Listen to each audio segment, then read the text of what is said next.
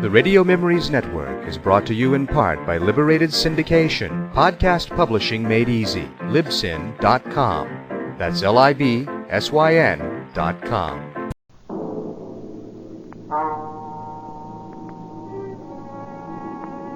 Escape!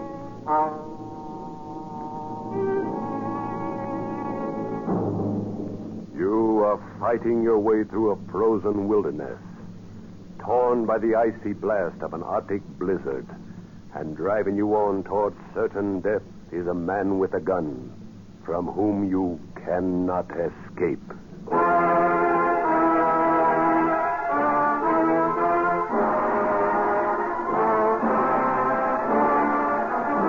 Escape, designed to free you from the four walls of today for a half hour of high adventure.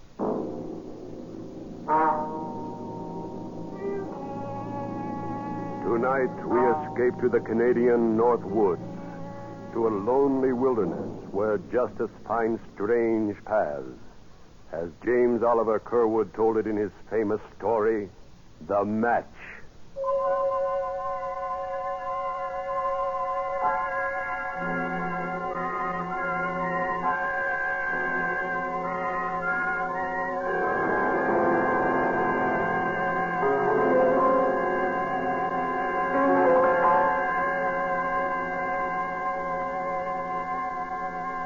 Just below the Arctic Circle, where blizzards scream in the winter and tear frozen branches from the pine trees, where the driven sleet cuts human skin like flying glass, there men know and fear the eternal spirit of the icy north, the great cold spirit that weaves the patterns of human destiny, both weaves and destroys. Forever and again, the spirit throws out strange swirls of chance and coincidence that meet eventually in a terrible whirlpool which swallows up the old pattern and creates some new and different one for men to wonder and marvel at. One such swirl in time and space began months ago and far to the south, in a logging camp near the southern border of Canada, where two men faced each other on a narrow trail in the light of a full moon. It began in violence and hatred.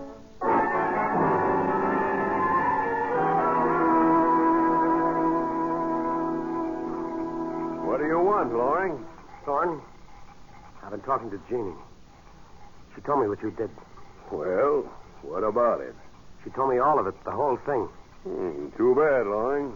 But if you can't keep your wife from casting her eye around, then that's your tough luck. There were no eyes cast around, and you know it. All right, then. What are you going to do about it? I'm not sure yet. Then I'll tell you. Nothing. You haven't got a leg to stand on. I'm running this camp and every man in it. And if you don't like what I do, then get out. I'm planning to stay. In that case, you'd better get used to the way I run things. Men and women. And the next time I drop in... Why, you dirty... That's it, eh? Well, then... Drop that knife, Thorne. Drop it! Get up, Thorne. Come on, get up on your feet. Get up, Thorne. What's the matter with you? Thorne. Thorne. That rock under his head. He's dead.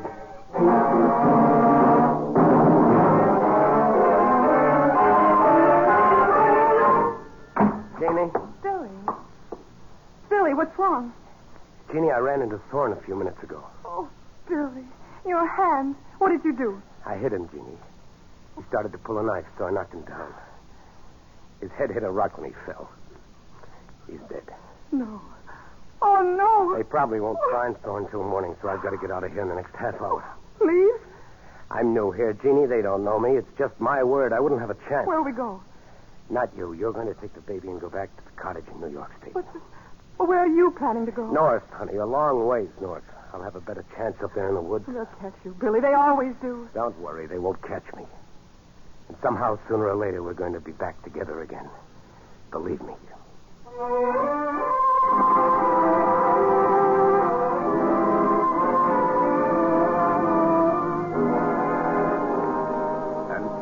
south, one black swirl of chance is born and moves slowly northward through time and space. Moves even as the great Arctic storms move across the faces of continents. And there ahead of it, among the tumbled ridges of spruce and pine, another swirl of human fate moves at the whim of the bleak spirit of that frozen land. Moves first one way, then another, but centers always near one certain red-coated uniform of the Royal Canadian Mounted Police. Centers on the hard, lean figure of a man called Sergeant Brokaw. Nice shot, Sergeant. Thanks, Trooper. The captain sent me to... Wait. There's one of our targets still up out there. Dead center. Brother, I wish I could shoot like that. Work on it. Good shooting's something you'll need if you stay in the Mounties. I guess it's helped you plenty of times. Yeah, a few. What have you got there? Telegram? Oh, yeah. It's an order the captain told me to bring out to you. Here. Let's see. Special assignment for apprehension and return of a fugitive. Name, Billy Loring. Height, 5 feet, 11 inches. Weight, and so on and so on. Last seen near Hobbs Landing on October 3rd and reported heading north. Wanted for murder. Sergeant Brokaw signed. Instruction, bring back fugitive. They make it sound plenty simple, Sergeant. Bring back fugitive. That's just the way it ought to sound. When you're assigned to bring a man in, you bring him in. That's all there's to it. There's no excuse and no alibi for not doing it. You can take my word on it, Trooper. I've been doing it for 12 years. And so far, you've never missed getting your men? Not so far, not ever. When I go after a man, I'm going to get him, sooner or later. And one way or another, I'm going to bring him back. Every time. And that goes for this, what's his name, Loring. You can bet your life on it.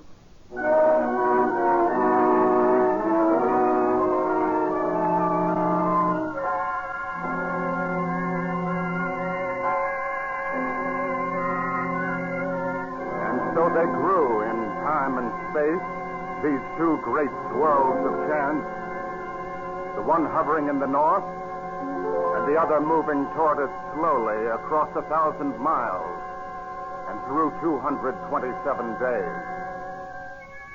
And one night at last, they met in a tiny raw pine cabin hidden in the blizzard-frozen marsh hard up against the Arctic Circle. And the wild whirlpool born from that meeting created strange, new patterns of human life and death and destiny. All right, Loring. Let's have your other wrist. There. You don't need these handcuffs. You've got me, that's that. I don't take chances, Loring. You know it already, of course, but you're under arrest in the name of the Crown for murder. You can sit down in that chair by the stove. Thanks. Funny, I've lived here all winter, and I've had pretty good luck trapping. I've been selling furs to the Indians. In another month, I'd have had enough to go away and meet my wife. Then you come along. Tough luck, Loring. We'll start back to the post in the morning, or at least as soon as this blizzard lets up. That'll be 3 days. It always is. What's your name? Brokaw. Sergeant Brokaw. That's kind of funny somehow, today being the day you found me. Glad I did. I hate to be camping out in that blizzard tonight. What's so funny about today? It's her birthday. I mean, my wife, Jeannie. Here, let me show you. Hold it, Loring. Oh, no. It's all right. It's just a photograph. Here, let me unwrap it. See? She's a pretty girl. Yeah, that and everything else, Sergeant. You married? No. That's some of her hair. That curl that's pinned to the picture. Yeah. Red, isn't it? It's like red gold. We got married on her birthday. So today's our wedding anniversary, too. She wanted it that way. She said the best things in her life always happened on her birthday. Yeah. Well... Yeah, I guess it was crazy. But I was so happy when I got up this morning about what day it was and only 2 months to go and all. I put 2 places at the breakfast table, and I propped her picture up by one of them. I sat there talking to her while we ate together. I guess you get like that up here alone. I haven't seen a white man for 3 months. I had a little dog for a while, but he died about 6 weeks ago, and there wasn't any chance to get another one. Jeannie always liked dogs. Dogs and kids. You don't mind my talking this way, do you, Sergeant? It kind of helps. I don't mind. Why should I? Well, the thing is, we've always been so blamed crazy about each other. We'd never been apart until this came up. And then we had to be. And in another month or two, we'd have been back together. It's your own fault, Loring. It's not my concern. My job is to find you and bring you in. I've done part of that, and I will do the rest of it. Maybe so. I warn you right now, Sergeant, I'll make it as tough for you as possible. I'm going to get away if I can. You see, I promised her that we'd be together again. It's up to you, Loring. But if you start to play rough, I can play a whole lot rougher.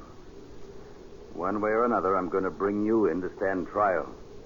And there's nothing can stop me. Maybe so, Sergeant. You see, I'm probably the hardest man in the whole Royal Canadian Mounted, Loring. And that's your hard luck, too. Because you might have softened up another man with that stuff you were telling. You think that's why I talked about it? I don't know, and I don't care.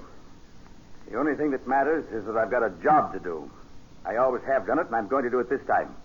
You can depend on that. I guess duty's a big part of your life. Not a big part of it, Loring. It's all of it. Now, if you don't mind, I've come 15 miles through the snow today. Last 5 against a blizzard. I'm tired. Let's turn in. All right, sure. You can take the bunk. Leave your clothes on. Is it all right if I get that photograph off the table? Go ahead.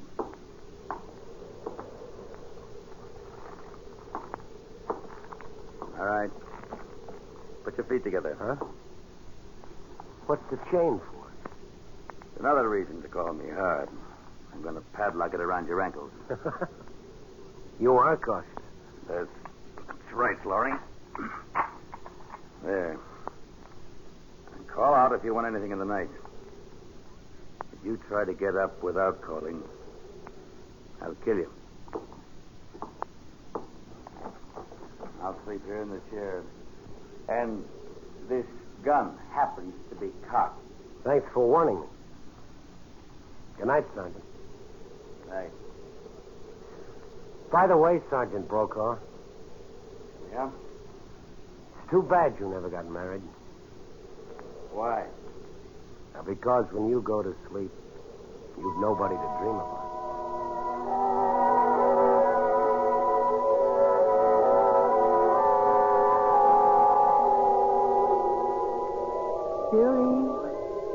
Billy, darling, can you hear me? Yes, Jean. Yes, darling. Never mind the blizzard. It doesn't matter. We've been in storms before. Yes, I remember. And today's my birthday. And also the day we were married. Nothing can really hurt us. Everything's going to be all right. Yes, Jean. Yes, everything is going to be all right. Billy, Yes, Jean. remember one time in the fall, we built a bonfire and roasted ears of corn. That was in the field back of the cottage. Yes, 2 years ago. That was on your birthday, too. Yes. And do you remember how the smoke would always get in your eyes? And how it would follow you around and make you cough and sneeze? Sure, I remember. Remember? The smoke, Billy. The smoke, Sure, I remember. Billy. The smoke. The smoke. What? Smoke. The cabin's on fire. Sergeant. Sergeant Brokaw. Wake up. The cabin's on fire. Good Lord. Will you get this chain off my feet? I can't walk. No time. The whole roof's on fire. Here. I'll carry you. Oh, can't see the door. Oh, here it is. Well, looks like we made it. Thanks, Sergeant. I gotta get back in there. All our stuff's in there. You can't make it. There goes the roof. I guess you know the spot we're in, Loring. Yes, I know. Our heavy coats, mittens, snowshoes, and all of our food is burning up inside there. And it's 40 below, and the blizzard's just starting. Here, you can't lie there in the snow. Get that chain off your ankle. There you are. Thanks, Sergeant. What about the handcuffs? Hey, stay on, Loring. Are you crazy? What difference does it make? We haven't a chance. You know that as well as I do. Yeah, I know. We couldn't be any worse off. We don't even have a match. I saw you fill your case and put it in your coat. It's inside there. We don't even have a match. I know that, Loring. I know everything else you're going to tell me. You don't have enough clothes to keep us from freezing to death. If we stay here and keep the fire going, we'll starve. It's 60 miles to the nearest post and 20 miles to Thoreau's, the next cabin down the trail. We might make 10 miles if we're lucky. More likely 5. That's right. So why the handcuffs? You've been living up here for 3 months, Loring. I've got an idea you probably know some cabin a lot closer than Thoreau's. Some Indian or a trapper. Maybe not more than 2 or 3 miles away. You want to start breaking trail? Well, suppose I did. What of it? Something good has always happened to me on Jeannie's birthday, and I think it has this time, Sergeant. It's a lot easier to freeze to death than to go back and die the way I'd be doing it. So... Oh. So it's like that. It's like that. Unless you want to make a deal. What kind of a deal? Take off these cuffs, give me that revolver, and I'll get you out of this. It's a cabin, all right. Sorry, Loring. No deal. You're a fool, Brokaw. I got nothing to lose, but you're just tossing your life away. How about it? We'll take turns breaking trail. You can lead off first. We may as well start. Where? Thoreau's, of course. 20 miles. Why don't we sit down and freeze to death here instead of 5 miles from here? Because I'll be 5 miles closer to bringing you in. Come on. You're a fool, Sergeant. You're beaten, and you know it. Why don't you give in? Come on, Loring. Let's get going.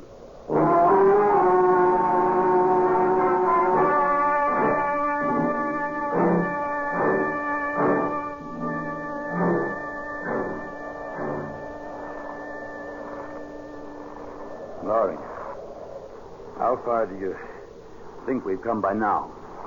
I don't know. Let's rest for a minute. Yeah, I'm pretty winded myself. 5 miles, you think? I'd say about 4. 16 more to Thoreau's. Think we'll make it, Sergeant? We'll try it. If we only had some way of building fires, we could stop and get warm once in a while. Not even an Indian could build a fire in this blizzard without matches. Yeah. The wind is slacking off a bit. Which means it'll get colder. Come on, we better move on. Sergeant, how about taking off these cuffs? They're freezing to my skin. Look, I'm bleeding on both wrists. Then why don't you take us to that cabin you know about? Want to make that deal? No deal. No deal, no cabin. Then I'm sorry for you, Loring. But the cuffs stay on. Why? What difference can it make? We'll both be dead in 2 hours anyway. If we are, you'll still be wearing those cuffs. And this gun will still be in my holster. Dead or alive, you'll still be my prisoner. The hardest man in the mountains. Are you ready, Loring? Sure, why not? I lit out for a while. Come on, let's go.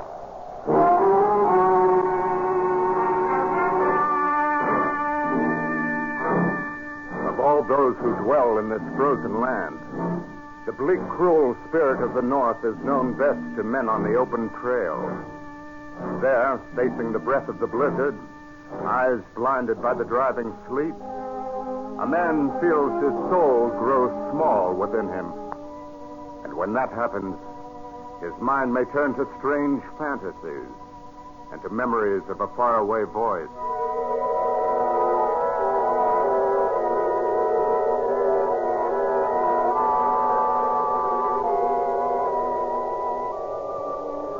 Billy?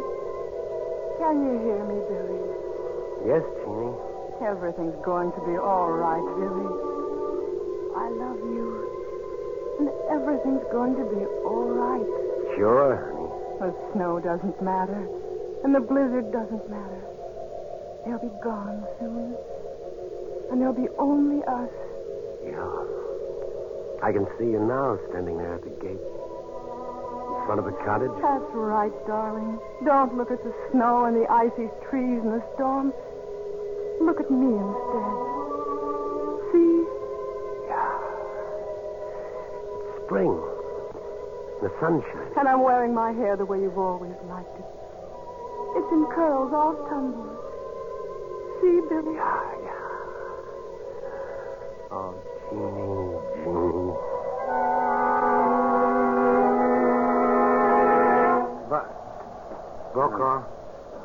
Brokaw, what's the matter? Held, tired. Rest a while. You can't lie there like that. You'll be asleep in 5 minutes. That'll be the end. Sore road. How much farther? Oh, around 14 miles. Come about 6 altogether. Your hands in pretty bad shape. I don't know, Sergeant. I can't feel anything now. Might as well take those cuffs off. Stick out your hands. Thanks, Sergeant. Here's my gun. How come? I'm through. Beat. I'm giving in, Loring. Take us to that cabin. What's wrong with you? You're too late, Sergeant. What do you mean? The cabin's about 2 miles from where mine was. We're over 4 miles from it now. Neither one of us can last another half mile. Yeah. I guess you're right. Well, looks like you win, Lloyd. You might call it that. Tough on you, though. I was going to die anyway. Well, you may as well keep moving. Why? This is as good a place as any. Not going to stop trying as long as I can move. You can do what you like, Lloyd. I'm going on. Wait a minute, Sergeant. If we had a fire and we could get warm for a while, then we could make that cabin without much danger. Yeah, we haven't. Suppose I say the word that'll save both of us and get us out of this. Will you go back to headquarters and tell them I'm dead? No, I can't do that. In 12 years of the service, I haven't run up a white flag once. I'm not going to do it now. Dying or no dying. Duty, huh? Call it whatever you want. We'll make you a square offer, though. Pull us out of this, and I'll give you 24 hours head start. As soon as we're both on our feet again. You're all right, Brokaw. Funny, I don't even know why I'm doing this. I could have let you go on down the trail there. You'd stumble into a drift and be dead before you'd made half a mile, and I'd have been safe then. Funny, I don't know why I'd do it. Maybe it's on account of her. What's your plan, Larry? What have you got in mind? I'll take the offer of 24 hours, Brokaw. I've got a match. A match? Yeah, just one. I remember dropping it in my pants pocket yesterday. It's on this side. Maybe you can get to it. Your hands are in better shape than mine. I can't seem to... Yeah, here it is. You try, too. Don't drop it. It's the only one. Yeah, we gotta have some branches. Dry bark. Here, you hold it while I get some off that birch tree. All right. Match. Don't drop it, Lawrence. Hold it careful. Yeah, I got it. The bark's dry underneath. Ought to be all right to start it. That should burn all right. We ought to have some dry paper, just to make sure. I've got some. Hold the match. Oh, paper wrapped around that photograph. Huh? Here you are. Funny, I was thinking about her when I remembered the match. I guess she's the one that's really going to light this fire. Well, there There it is. You want to strike it? Or you want me to? You go ahead. My hands are still pretty stiff. All right. You want to have something dry to scratch it on. There's a gun file in my same pocket. We can get it. All right. Oh, yeah. Yeah, here it is. All right. Well, it's up to her now. All right, Jeannie, strike the match. oh. Brokaw. Oh, Brokaw, what's the matter? the match. Loring, it went out. No. Our only chance, and it went out. So that's that. I gotta get moving. I gotta get to Thoreau. Brokaw, you can't make I it. gotta go on. As long as I'm alive. I gotta keep going. I gotta keep going. Brokaw, you don't have a chance. Brokaw! It's gone. Well, what's the difference? Here or half a mile farther? It's not so bad. It's kind of peaceful. Dreamy. So peaceful, it's just like going to sleep. Don't go to sleep, Billy. Wake up. Everything's going to be all right. Wake up. Darling. You can't go to sleep. You've got to wake up. Everything's all right. The smoke, Billy. Don't you remember the smoke? Huh? We're going to be together again. Open your eyes. Huh? Together again. Open your eyes. Huh? What? Smoke. The fire. It's burning. Spark from that match must have caught. Jeannie. The fire is burning. The fire.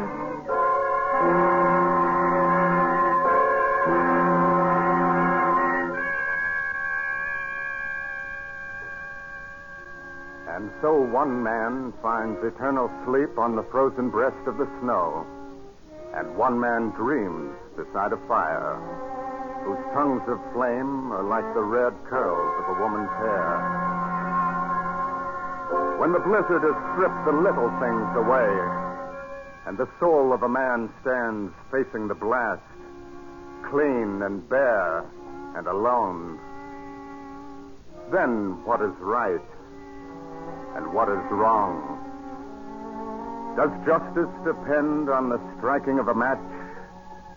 Is human destiny only a thing of accident and of chance?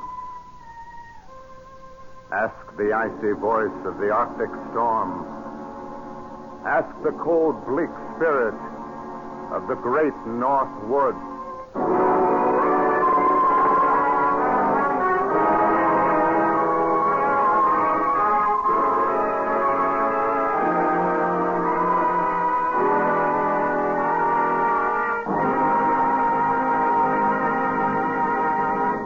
Escape is produced and directed by Norman McDonald, and tonight brought you The Match by James Oliver Curwood, adapted for radio by Les Crutchfield, with Frank Lovejoy as Billy, Wilms Herbert as Sergeant Brokaw, Cynthia Corley as Jeannie, Nestor Paiva as Thorne, and Clark Cuney as the trooper, with Stan Waxman as the narrator.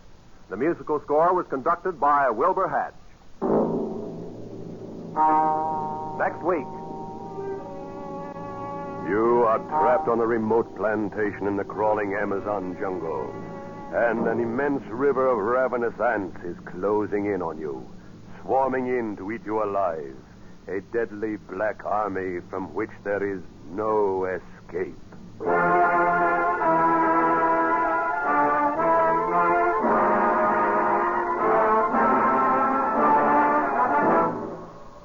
Next week, we bring back the escape story you have most requested in your letters, Carl Stevenson's gripping tale, Leiningen versus the Ants. Good night, then, until this same time next week, when once again we offer you Escape.